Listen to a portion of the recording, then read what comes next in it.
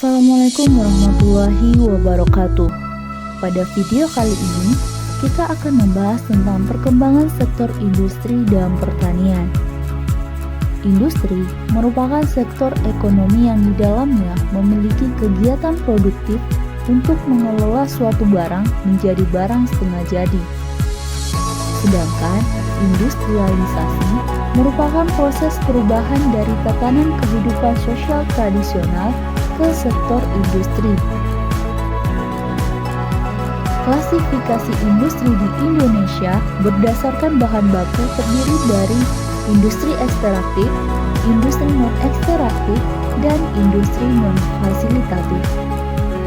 Klasifikasi industri di Indonesia berdasarkan tenaga kerja terdiri dari industri rumah tangga, industri kecil, industri sedang, dan industri besar.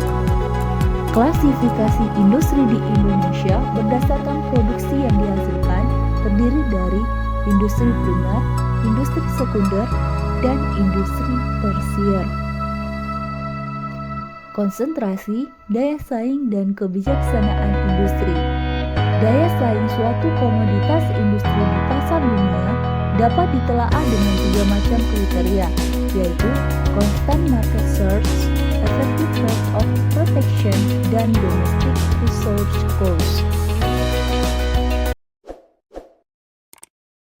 Indonesia merupakan negara agraris di mana sektor pertanian merupakan salah satu tulang punggung perekonomian setelah sektor industri dan pertambangan. Pertanian merupakan sejenis proses produksi khas yang didasarkan atas proses pertumbuhan tanaman dan hewan mencakup perkebunan, kehutanan, peternakan, dan perikanan. Sejak tahun 1991, sektor pertanian telah menyumbangkan 17,66% PDB nasional dan menyerap 49,42% tenaga kerja serta menyangga kehidupan 77,74% penduduk Indonesia yang tinggal di pedesaan.